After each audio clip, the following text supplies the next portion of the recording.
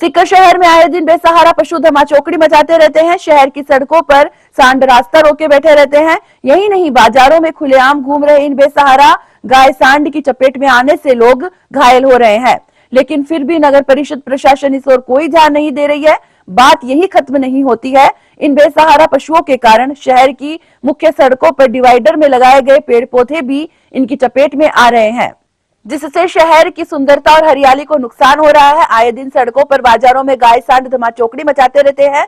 इनकी चपेट में आने से लोग बचते हैं। बार बार सूचना के बाद भी प्रशासन का इस ओर कोई ध्यान नहीं है। शहर के लोगों का कहना है कि जल्द ही प्रशासन इस और ध्यान नहीं देगा तो बड़ा हादसा भी हो सकता है। उल्लेखनीय है कि सीकर शहर में बेसहारा पशुओं के चलते कई लोगों की मौत हो चुकी है, तो कई लोग अस्पताल पहुंच चुके हैं। नगर परिषद की अनदेखी के चलते आमजन को इन पशुओं से भय लगा रहता है। बाजार में त्योहारी सीजन के दौरान भी आमजन बाजार में आने जाने से कतराता रहता है, क्योंकि बाजारों में पशुओं की भरमार है और आवारा सांड आए दिन सड़कों पर धमाचौकड़ी मचाते रहते हैं।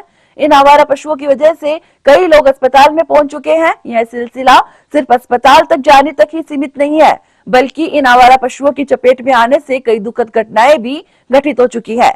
इन सब के बावजूद भी ना तो जिला प्रशासन इस ओर कोई ध्यान दे रहा है और ना ही नगर परिषद इस ओर कोई ध्यान दे रही है। गौ सेविका ज्योति तनवानी, अंकित खेतान, शंकरलाल सांकला सहित अनेक लोगों ने कहा कि सरकार गौशालाओं में अनुदान दे रही है। अब तो पहले की तुलना में गौशालाओं, नंदीशालाओं की संख्या भी बढ़ी है। उसके बाद भी ये बेसहारा पशु दर दर की ठोकरें खाते फिरते हैं। आवारा पशु अब दिन प्रतिदिन क्या बढ़ते जा रहे हैं और लोगों को क्या है कि ये नुकसान पहुंचा रहे हैं। आज कल परसों भी बाजार में जैसे खूब आवारा पशुओं ने नुकसान किया, व्यापारियों का भी नुकसान होता है, आने जाने वाले जो ग्राहक हैं उनको भी चोट पहुंचती है। और अभी साल 2 साल पहले क्या हुआ था, एक रामलीला मैदान में एक बच्चे के साथ भी दुर्घटना हुई थी। तो इन दुर्घटना पर अब लगाम लगनी चाहिए। इनको नंदीशाला में इनकी व्यवस्था होनी चाहिए। जो भी आवारा पशु, सांड है, कोई गाय है जो बच्चों को मार लेती है, महिलाओं के साथ कई बार चोटिल हुई है महिलाएं भी, तो इसमें क्या है, नंदीशाला में प्रॉपर व्यवस्था करके इनको पहुंचाने की व्यवस्था प्रशासन को करनी चाहिए, जिससे कोई भी बड़ी दुर्घटना होने से बचा जा सके। क्या नाम है? अंकित खेतान। मेरा नाम ज्योति है।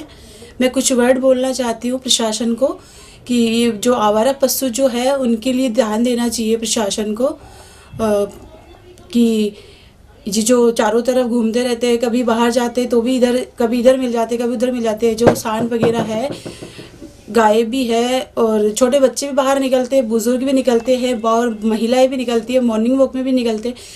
कुछ टाइम पहले मतलब पिपराली रोड पे ये हादसा भी हुआ था और प्रशासन को भी पता है, तो इनकी तरफ ध्यान देना चाहिए। और यहाँ अपने सीकर में ही गौशाला है, तो गौशाला में रखवा दे तो उनको बहुत ही अच्छा होगा उनके लिए। Thank you. माता जय गोपाल। मैं गौ सेविका ज्योति तनवानी।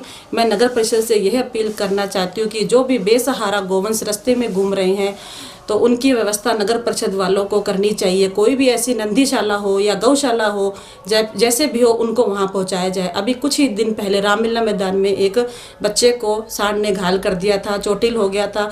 उसी को लेकर मैं आपसे यही अपील करूंगी कि जो भी रास्ते में घूम रहे हैं, गोवंश हैं, नंदी जी महाराज है, बेसहारा है, उनकी व्यवस्था नगर परिषद और प्रशासन को करनी चाहिए। अगर उनका कोई ऐसा टेंडर निकाला जाए जो उनको गौशाला में पहुंचाया जाए, उनकी व्यवस्था अगर उनसे नहीं हो रही तो मैं चाहती हूँ कि जो हमारी टीम जो सेवा कर रही है, हमें ये टेंडर देना चाहिए कि हमें व्यवस्था करवा के दें कि हमारी टीम के द्वारा हम उनको गौशाला पहुँचवाएँ और आगे से कोई भी ऐसी कोई घटना ना हो। ऐसी घटनाओं को लेकर प्रशासन को सोचना चाहिए, नगर परिषद को सोचना चाहिए कि एक ऐसी कोई गौशाला बनवाए जो उनकी व्यवस्था हो सके, उनको ले जाया जा सके। क्योंकि रास्ते में जो भी गोवंश घूमता है, थैलियाँ खाता है, पॉलीथीन की वजह से उनको कितनी बीमारियों की तकलीफ झेलना पड़ता है, उसकी सूचना टीम को मिलती है, फिर उसका इलाज होता है।